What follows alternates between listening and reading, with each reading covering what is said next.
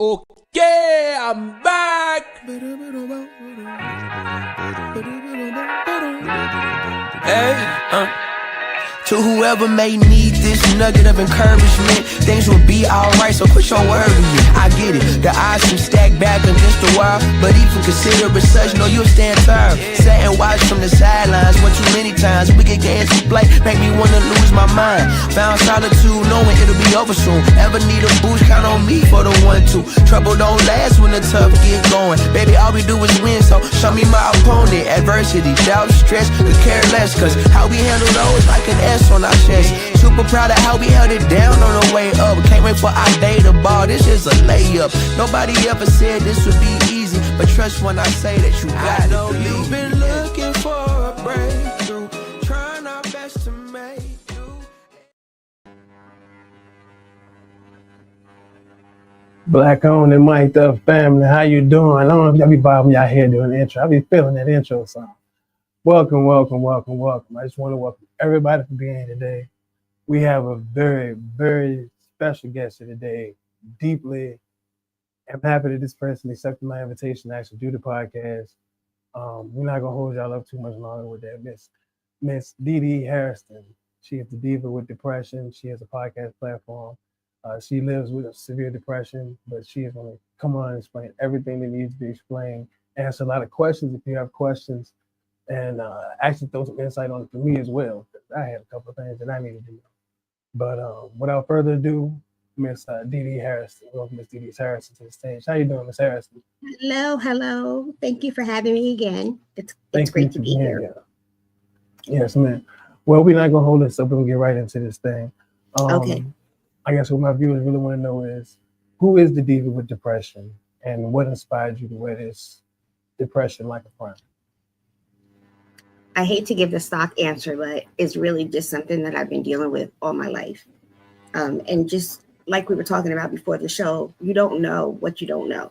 So, there are things that there were ways that I acted, at a younger age that it was a mental illness. There was, depression and stuff that started around 6 or 7 years old. And my breakdown, I had a breakdown at work in 2006, and it was miserable, and then I had to go inpatient into the hospital. And, it was so terrifying for me because number one, I had never been there before. Number two, there aren't many people that look like us in these scenarios. And so it's like, where do I go for help? And I was living in Charlotte at the time. So I left Charlotte to move to New Jersey. And when I got to New Jersey, I had to find a whole new care team. And I could not find any doctors of color, no psychologists, no psychiatrists. And there was one within a 40-mile radius, one Black psychologist, one. And that's when I was like, something has to give, because we need people in these positions that can identify with what we're going through. I mean, I've gone through, many therapists, and I'm not taking anything away from them because they were great, but it's different when you're in there talking to somebody and I don't have to explain our poverty to them, like I don't have to explain our culture. And so someone suggested I start a blog, and I did. And then so I started speaking in public after a class. And then about 3 years ago, my brother said, it's time to do this. And I fought with him, but I did it because you can reach more people this way, I think, than with just the blog. So that's what made me start for that reason. And also I have 2 children, and they were struggling too. So, the kids don't talk, and I know that for a fact, and parents don't listen. I know that for a fact. So I figured I could help both sides, like if there were young people that are listening to me, then let them know that I'm here. They can reach out. And then the parents, if the parents want to know something about being a parent, then reach out to me. And so that's really just been my motto since I began, just trying to help. Now, that message that you just said, like, as growing up as a child, did you suffer with depression as a child, or was it more so as an adult?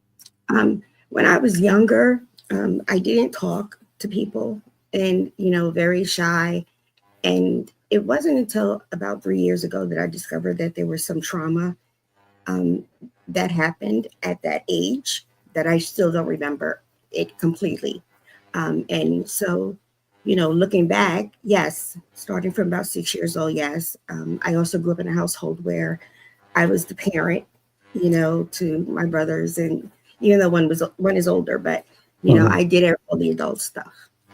Starting from 7, I've been cooking since I was 7, I and so understand yes, that. and so I don't think that it really jumped out until about 15 years old, and then I realized that I felt different, but it was just okay, well, I'm always down, or I'm always this way. And then when I was 16, I went to the doctor before coming. He told me that I had been also anxiety, stress, and all that. So I figured it made its presence known, more in the teenage years than now or then. Now, was there a moment that you chose to speak up as opposed to staying silent about the whole depression thing situation? To my family or just in general? Just in general. That yes, and I always tell people this. I was part of a women's group on Facebook, and this was right before COVID hit. And so one day, one of the ladies was talking about how she was depressed and all these things, and she wasn't feeling well, but she didn't know what was going on. And so I just happened to share that what I live with. I live with treatment-resistant depression, and I have a blog. And after I got off, there were like so many messages in my inbox. How do you know that you're depressed? What am I supposed to look for? How do you know if your kids are struggling? All of this stuff. And it scared me a little bit because some of these women my age with kids my age. And so we've been sitting in the dark all these years because nobody taught us, what it looks like. And that was my point. That was when I said, I have to do something, but I'm not a sociable person. And I'm the behind the scenes person. So one of my dear friends, and she's a mentor, said, well, just start a blog first and see where that goes. And the blog just started leading to this, people asking me to be on their show. I went speaking at a conference, and then I took a public speaking course. And after that, I just stayed with it. Okay. Now, what does a tough day look like for you? Like, what's a tough day? A tough day is not being able to get out of bed. People think that we're lazy, and we're not. There are some times when we just physically cannot get out of bed, other than, going to the bathroom and grabbing something to eat. And sometimes we don't even do that. We don't eat properly. So a bad day is not getting out of the bed. A bad day is, not taking care of myself. And a bad day is just, my depression is called the monster. And a bad day is the monster being control of my whole day, my whole life, my whole soul at that time, which means nothing is going to get done. No business work, no talking to people, nothing is going to get done when it's flaring. So, and it's dangerous sometimes because you don't know which direction that feeling is going to go in. So sometimes I don't know, sometimes I just stay in bed and stay in my room just so I don't hurt myself or say something, crazy myself or say something to somebody else. But that's a bad day when you cannot function, when you can absolutely not function and nobody understands why. There's no one, even the people that you live with don't understand it, So that's hard too. You have to be by yourself. So would you say would you feel like that's the biggest misconception that people have with this disability? Yes. About depression, that you're lazy, you just lay around all day. Exactly. And not just, mental illness across the board. because if you have anxiety, there are certain things that you can't do because it'll trigger an anxiety attack. And people will think that you're being dramatic. And my mom used to say that to me growing up. Oh, you're so dramatic. But people don't understand that anxiety is real. A panic attack feels like a heart attack. So if someone is struggling with a panic attack, then that means that they may need medical attention, or they need to remove themselves from the situation. They're not being dramatic. And depression is the same way. We're some of the nicest people in the world because our souls are different, if that makes sense. And so we feel everything. So we're not, mental illness has become the scapegoat of violence.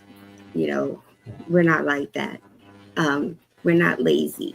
I always write about picking how heavy a sock is when you're in that place. Picking up a sock is just, it's too heavy. So no, we're not lazy. We just can't. And that period, stop. That's it. So have you ever felt pressure to be strong when like you weren't? And like if you were, would you feel like that's something that people do too much of, or people that should work on, like trying to force someone to like, no, come on, get out of the bed, forcing someone to try to feel better? It's a generational thing. We as a people have always had to be strong. We could never show our weaknesses. We couldn't show our emotions. And I believe, I always say that we have 465 years of mental illness, and Definitely. generational trauma passing down. And so I think that we as a people just believe that if I'm showing that emotion, then I'm weak. So we just go through our lives and we're going to do what we got to do.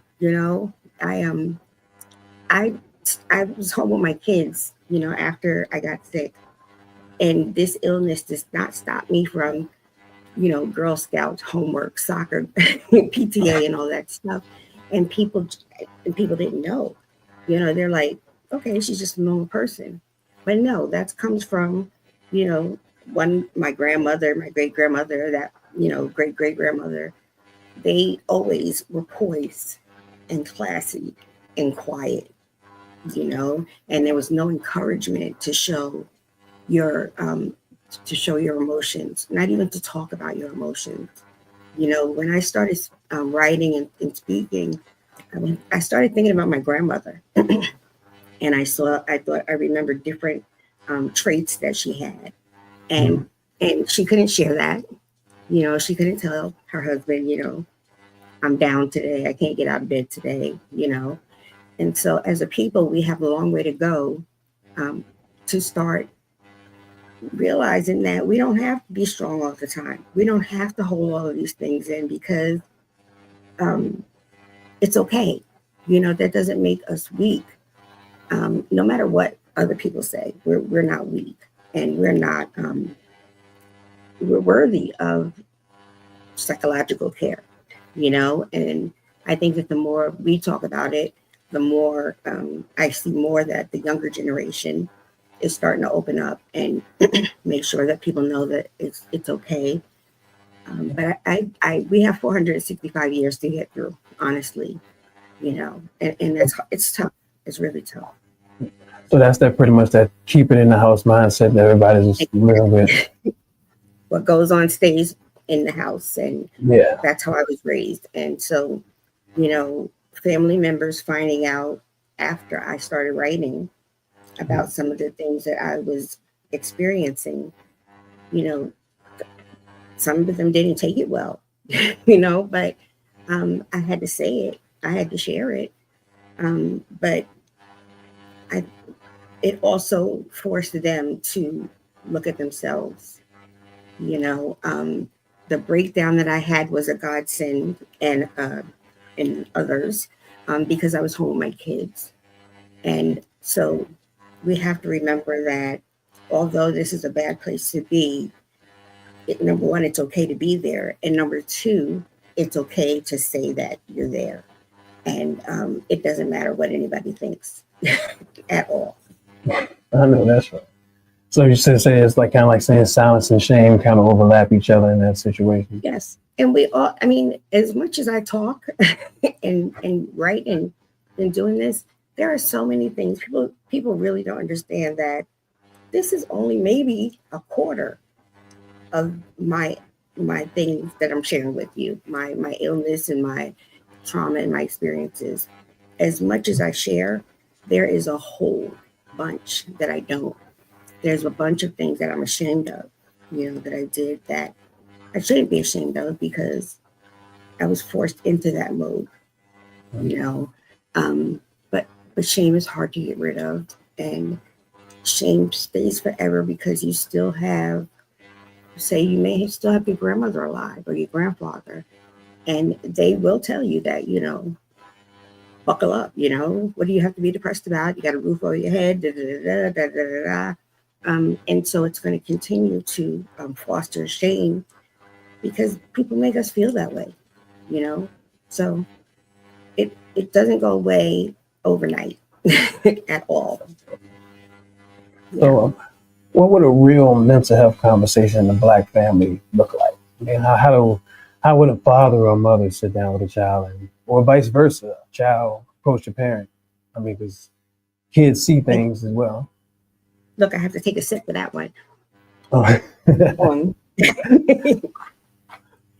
Black men. I have two brothers, one older and one younger. And you guys can go on my page and listen to the interview that I did with them.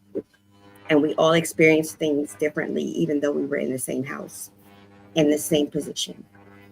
And it's been my highlight within the past 2 or 3 years to hear my brothers talk about their mental illness and their trauma and how it affects them. And so if dad needs to say, I had a hard day, dad needs to say the microaggressions and the racism in corporate America got me feeling down. They drag me every single day. And sometimes when I come home, I just need to decompress. It's nothing that you did. I just need to decompress because that's where I'm at. Mom has to stop thinking that she has to do everything. I've got to take care of the kids. I've got to, work. I've got to do this and I got to do that and make it look good while I'm doing it. Moms, you need to say, go watch some cartoons. Give me a minute. This is where I'm at. And they both should always tell their children that they're there for them. Not a general, they're there for them. The whatever is going on, you come to me and there's no judgment. There's no judgment. There's no shame because we're going to work on this together, and that starts the conversation. It lets, as a family, it lets everybody in that family know that they have each other's back. My daughters and I, sometimes it's hard, we have our bad days. And sometimes the three of us will just get on FaceTime, and talk about, what's going on or how we're feeling, or just talk about other stuff just to get our mind right. But that's because I always shared what I was going through with them. And at their age limit, I should say, because when they were younger, I didn't. But, once they started getting older and I felt that they could understand, if you have a bad day or you were bullied or, somebody said something nasty to you, all you have to do is come home and tell me, and we're going to work through it.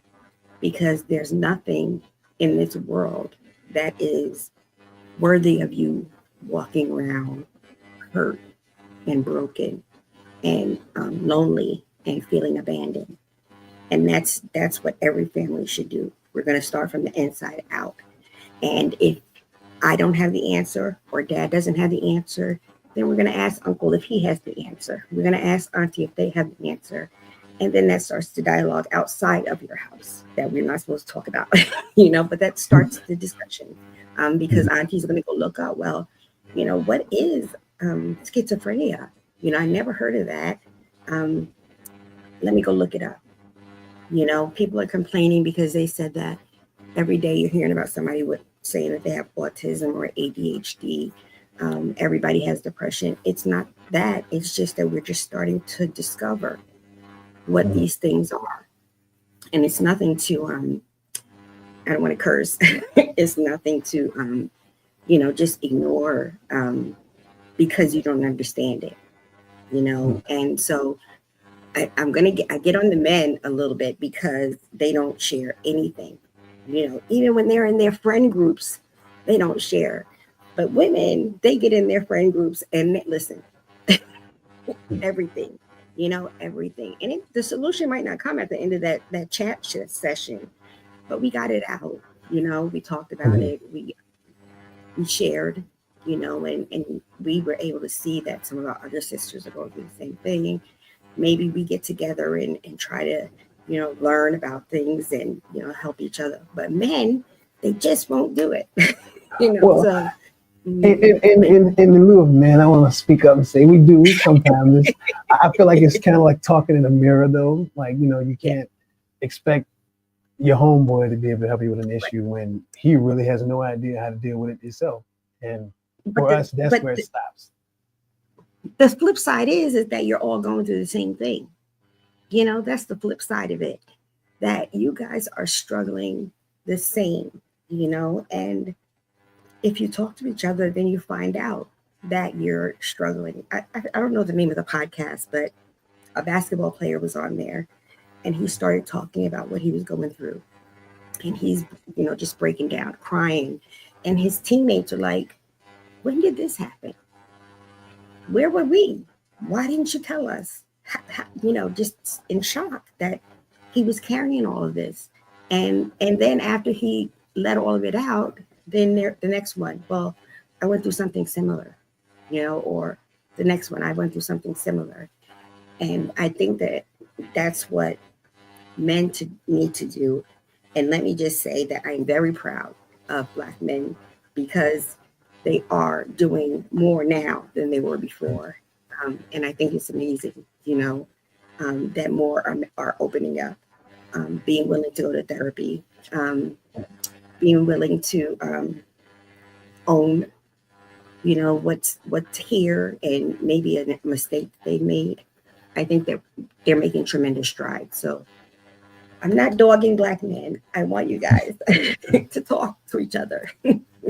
Well, and see, like I feel like a thing is with therapy. I'm not speaking against it. I just feel as though what my view on it is, I feel uncomfortable going to speak to someone about my problems when you're not perfect. Like, I mean, and that's just my thought process of it. Like, how can I talk to this therapist about my problems? Like, open up and tell you things that I can't even tell the person I lay next to every night. And take your, you know, that's my thing, you know, and I just feel like there has to be an easier way. I mean, so once again, like I said, I just don't like divulging my innermost secrets to a complete stranger, and then knowing that you go home and like you talk about it, or like, you know, or maybe it's just a mental thing, like, you know. And you know what? That's a valid point. And so many people feel that way, you know, but think about this. Even if you sit there and you talk to your wife is not a professional. So if you talk to your wife and you tell her that there was sexual abuse in your childhood, and that causes you to do A, B, C, and D, your wife is not trained to handle that. And so she doesn't know how to take care of you as far as that is concerned. The second thing is, I get it, because my first therapist was kind of racist, you know, and I've had 2 or 3 over the years. But what made me start understanding how important it was is that, number one, they don't know you from a can of paint. You know what I'm saying? So after you come in, you spill your guts, you leave, that's where it stays. You know, that they're not going to tell anybody. But number 2, they're going to teach you how to live with, you know, this, whatever you're living with, you know, and they're going to teach you how to live with it. They're going to teach you how to get rid of it, or strengthen yourself so you can get past it. And they're professionals. So it's not like just talking to your homeboys. And there's a difference. There really is a difference. And that's why I'm always pushing people to do it. And if you don't like therapists, individual therapy, group therapy is good too. Because you're sitting here with people that are going through the same thing as you. And when you leave there, it stays there. You don't take it home, but you feel better, because you got something off your chest, and your testimony probably helps somebody sitting next to you, and they're going to, feel better because you helped them. And it just keeps going, and so I'm big. I think people should do it, but I understand. I talk to a lot of men who say the same thing that you say. They won't come on my show. So I'm not by myself. Okay. Well, another question I have for you. I guess in that situation, like with the Black family, if everyone is in need of some type of mental health, like how would they go? Should we go to family? Should the parents go first and I guess try to better understand their situation and then bring the kids in, or what would be the best way? I'm not a doctor, so don't take this. I'm telling everybody I'm not a doctor. No, I got it.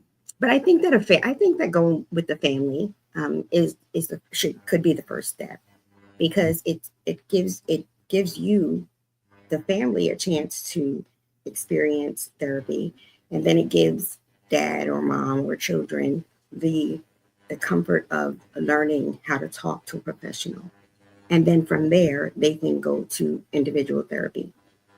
So going as a family will help in all ways in the beginning.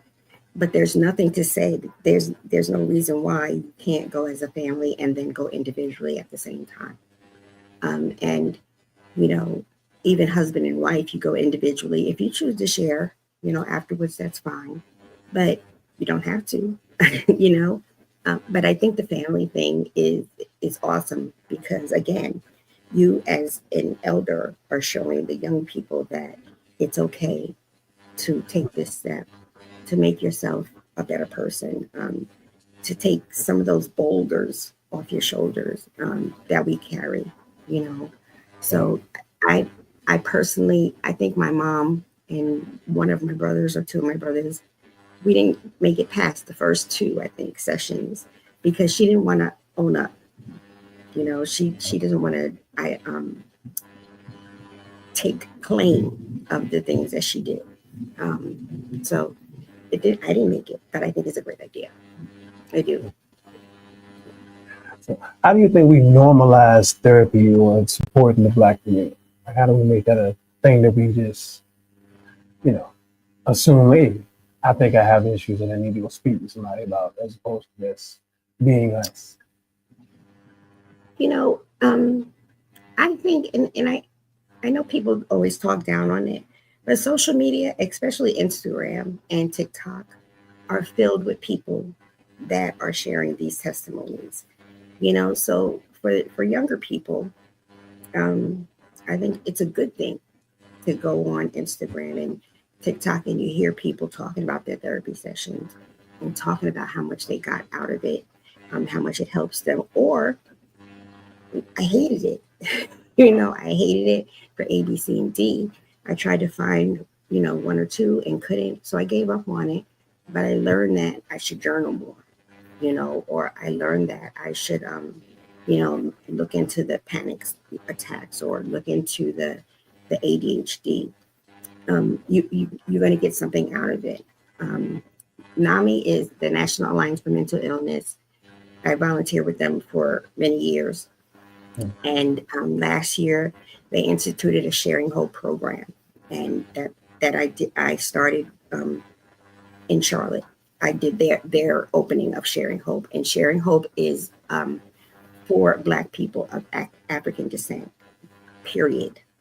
That means that nobody other than Black people are in that session, that group therapy, that whatever you call it. No one. The proctor or, the leader, me, you have the proctor has to be Black. The assistant proctor has to be Black. It's for us, and it's amazing, And I'm not just saying it because I helped Charlotte, but it is amazing because we've never had anything like that before.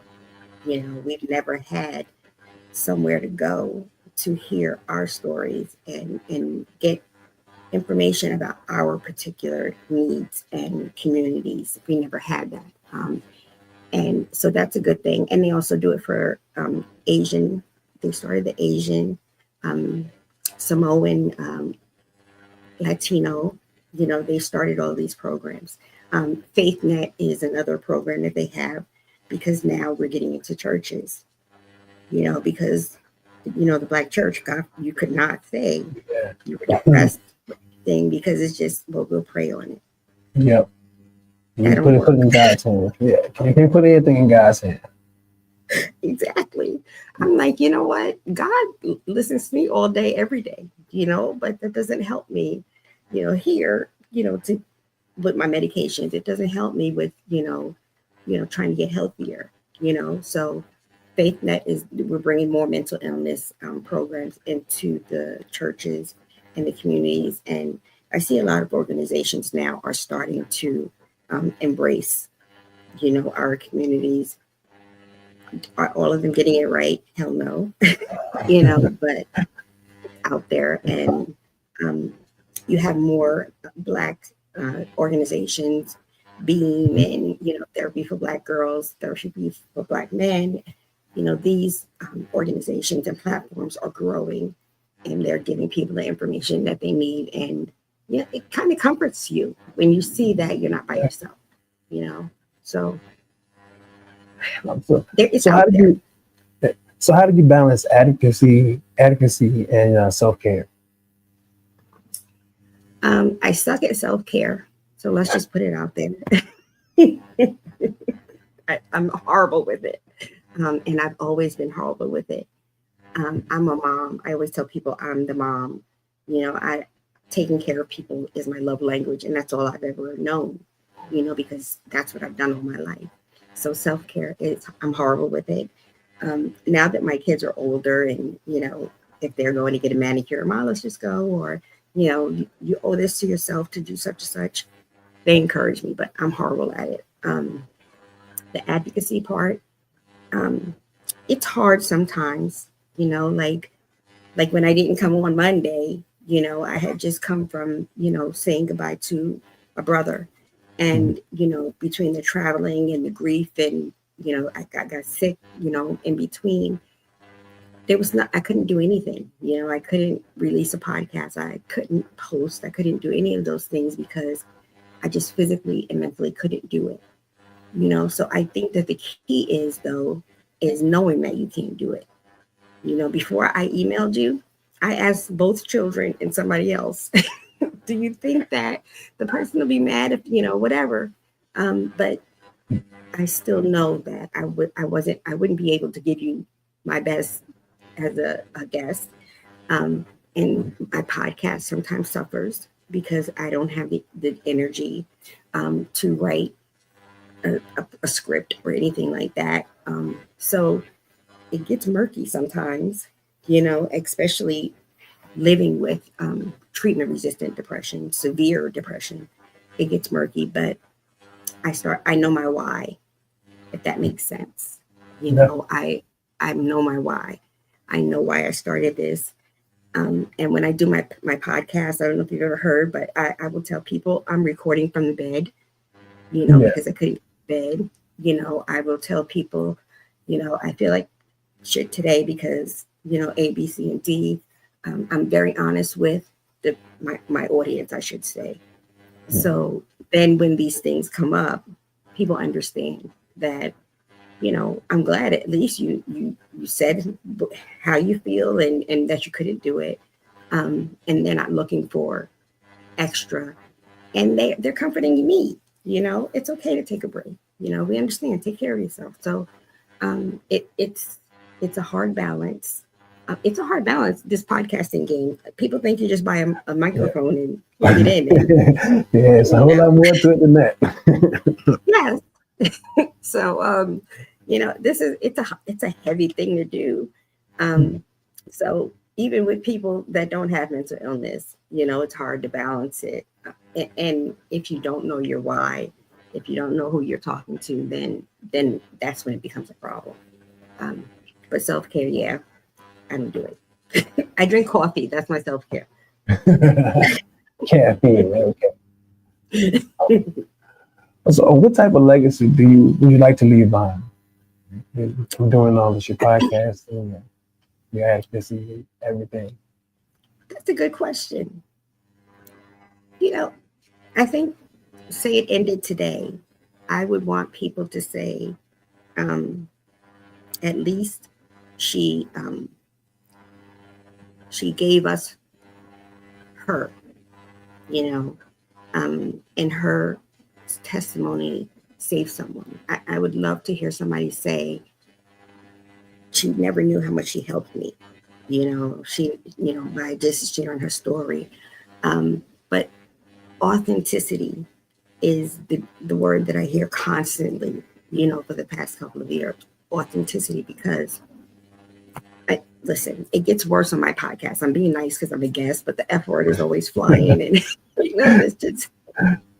But that's who I am, and so my legacy, I would hope that I just saved a life, or saved someone that was going through the same thing I was going through, or, and encourage them to get help. That's it, and I know that sounds, it doesn't sound like a big thing, but I really do this for everybody else. No, it totally makes sense. Totally makes sense. Yeah, I'm passionate about it. And I think that's another thing that pulls me through the advocacy part, is that I'm really passionate about what I'm doing. Yeah.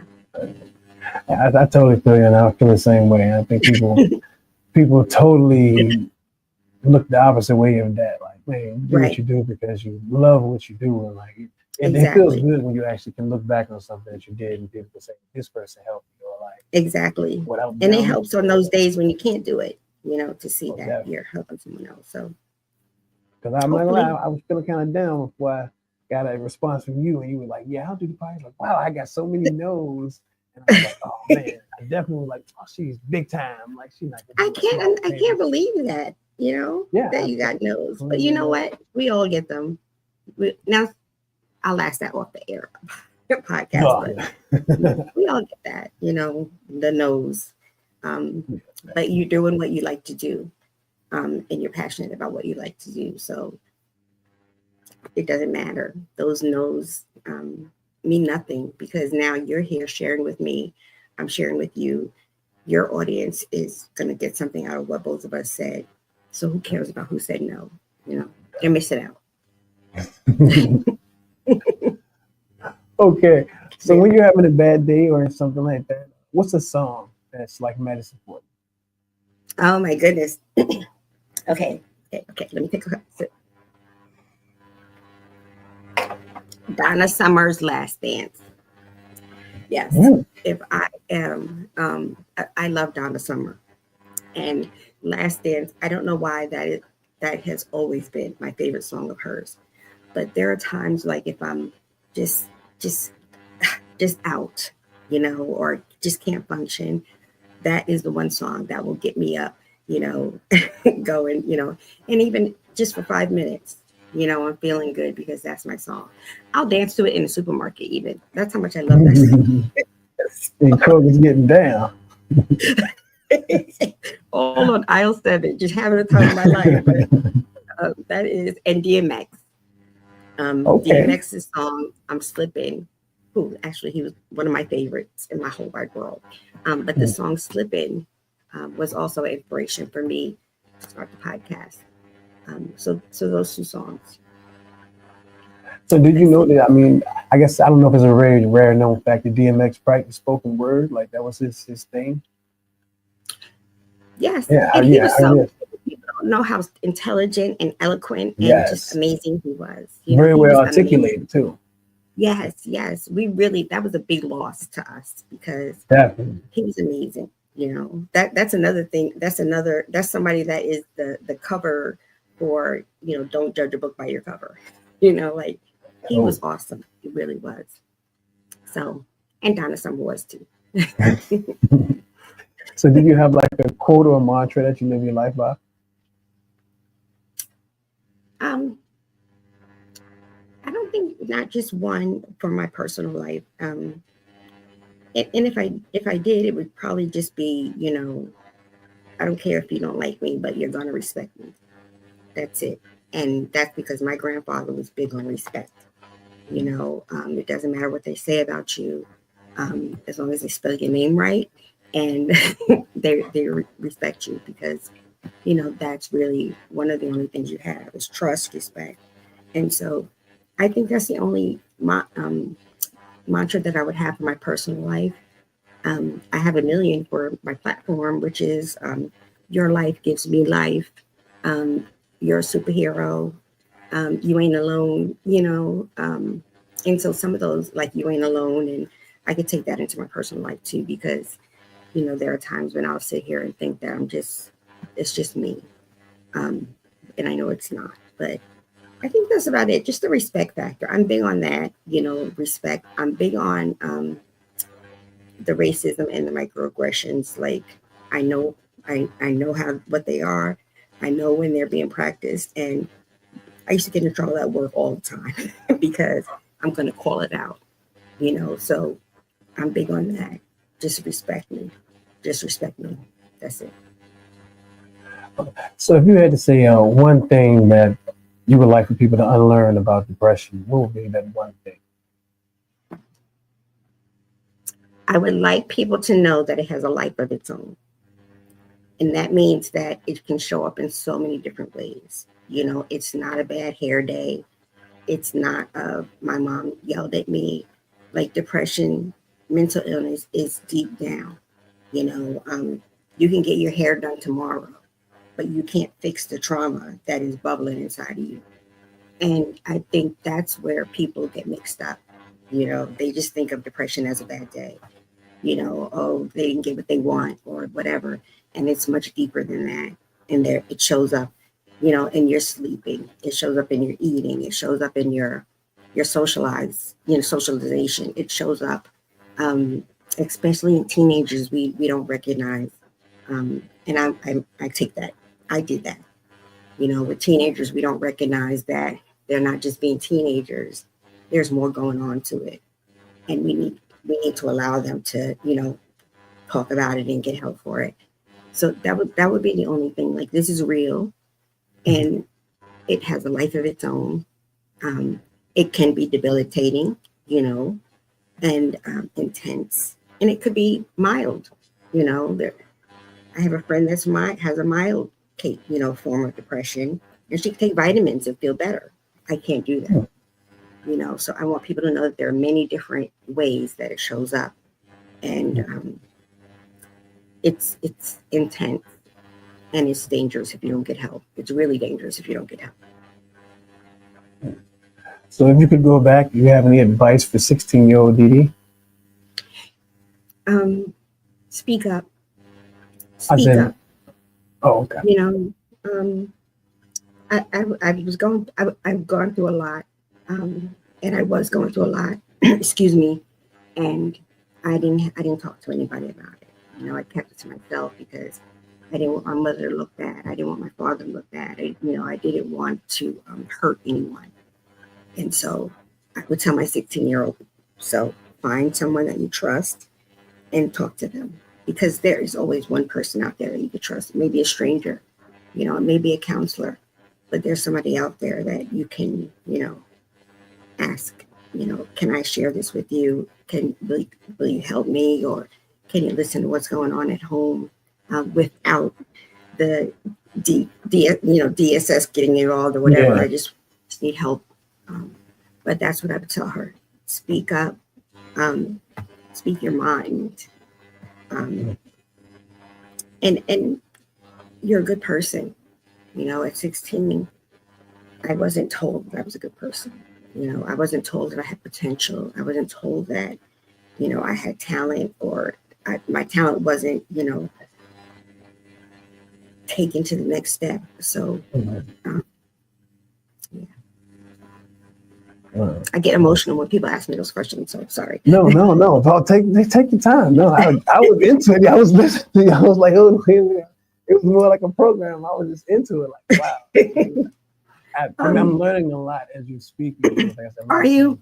I'm so glad. I mean, to the point of a lot of things that you're saying, I can say I've seen in people or I've noticed, and at that point in time, it didn't cue on me to be like, okay, wow, like, right. And now that you're saying it, it's like, oh, a ton of bricks, bam, like, oh, wow, okay, so that's right.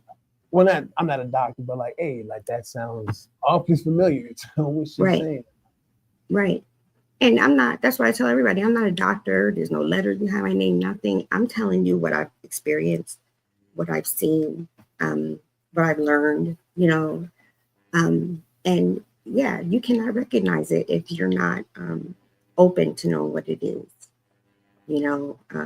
My father, my father, when I had the breakdown, they had to call my mom and dad because they wanted to know if it was genetic, what I was going through. My father immediately, I don't even know if they finished the sentence, said no, and that was the end of the conversation. My mother said, oh, her grandfather struggled a little bit, and that was the end of the conversation. And that's awful.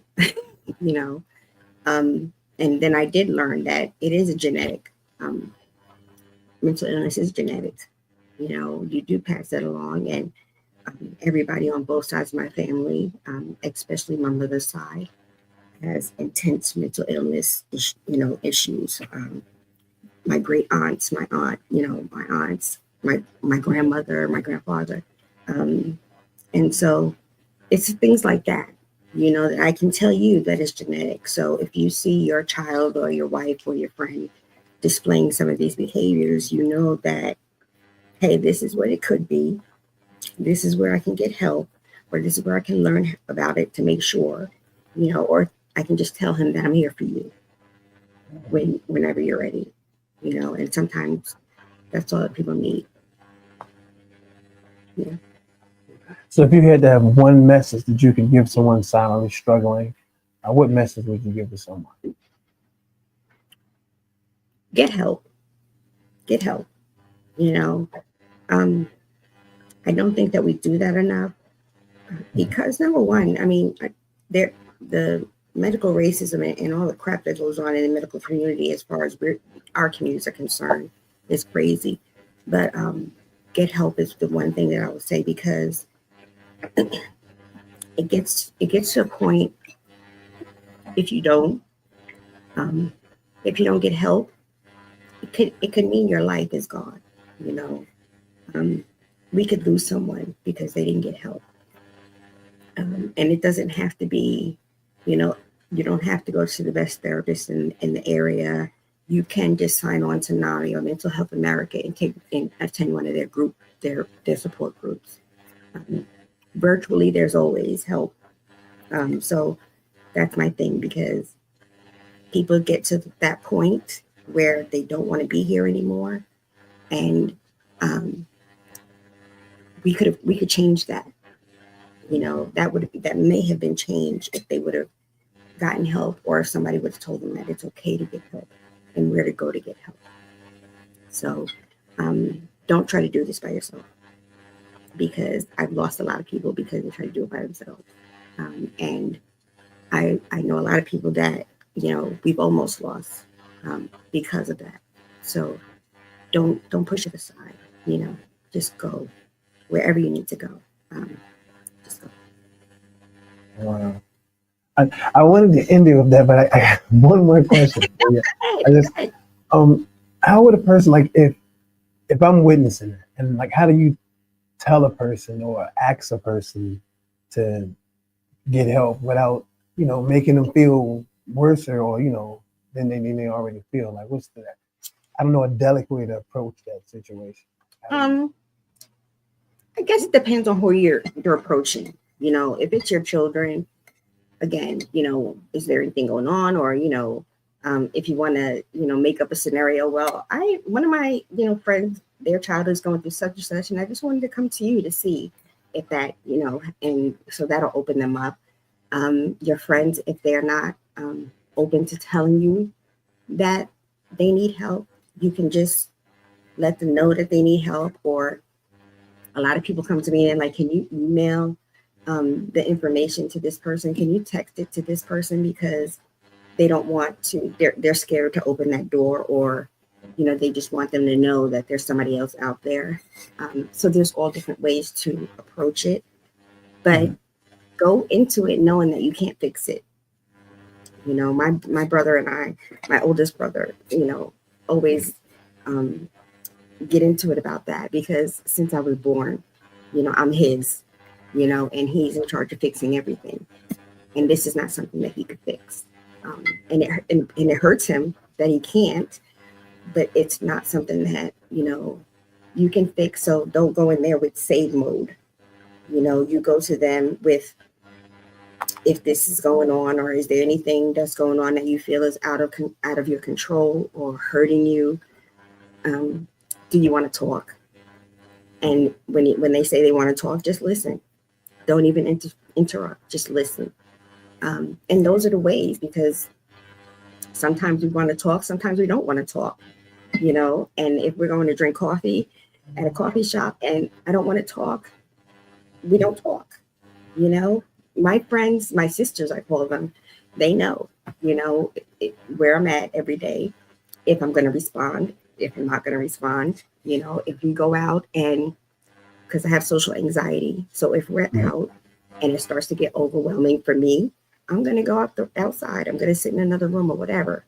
They know that, you know, so as long as they know that you're there, that means so much, you know. So you can just tell your friend, I don't know what you're going through, but if you need me, I have access to some resources.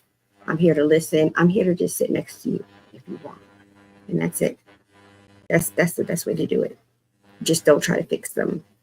Don't go into it with what you think should be done. You know, just listen and approach carefully and lovingly, because that's all some people need. It's just knowing that you're there. That's great. I want to thank you again, Miss Harrison, for sharing your time with us and everything, dropping this knowledge bomb, because my little mind is boom. It's another explosion off the top of my head. I really appreciate you taking the time out your day. Oh, to just thank you for having me. Thank you for being here. And hopefully in the future we can bring you back and just of course do this all over again. Like I said, I really enjoyed this conversation with you. Thank you. And any time if you find out that somebody needs help, reach out to me. You know, I will help as much as I can. So definitely. Could you give the listeners your website if they need to get in contact? To your podcast. The website is divawithdepression.com. Every other platform is just Diva with Depression. Instagram, TikTok. They got me on Threads now. They got me on Substack now. So everything is Diva with Depression. And the name of my podcast is Breaking the Mask of Depression. And that also is on all streaming platforms, YouTube, iHeart, Apple, all of those things. So you can find me there. And to everyone listening, I will try to get my admins to put a list of those into a post for everybody so they can reach out if they need this. Definitely. Again, if you're watching this and you know someone that needs to see it, or you yourself see it, and please reach out, get help. Even if it's not with Ms. Harrison, anyone, family members, if you need the help, definitely get it. Please. In our community, it is a big thing. I'm tired of seeing us misdiagnosed and killed all because of us not taking the time to take care of us. Right. Yeah. Get started. But okay, Ms. Dee Dee. If you don't mind, I'm in this show. I would like to speak to you after the show, so if you could just of course. Yeah, But again, like I said, thank you for being here. We appreciate Thank you. you. We, the whole mic'd up, Black on the mic'd up family, totally appreciate you Thank taking the you. time out to do this. Thank It you means for the world. having me. Thank you. Thank you. So, as y'all can see, I brought her. I told y'all that I was gonna bring her to y'all. And this conversation for me, it touched home for a lot of different reasons. I'm not gonna put my business out there, but it touched home for a lot of different reasons for me. And I can't say it any better than that. If you're dealing with it, you should definitely talk to someone about it. But I'm not gonna hold y'all up. This is Black Owned and Mic'd Up. It's your boy Manny. And as usual, you're gonna always stay black, but you should always be mic'd up. I'll catch y'all next time. Peace. Like an S on our chest. Super proud of how we held it down on the way up. Can't wait for our day to ball. This is a layup. Nobody ever said this would be easy, but trust when I say that you got. I know you've been looking for a breakthrough, trying our best to make do. Every day is something new, but change gon' come. Oh yes, it's true. Brighter days are straight ahead. Follow me, won't be misled. Just look up, don't hang your head, and we'll get to the promised land. Somebody loves you, please don't forget such. Take your time. No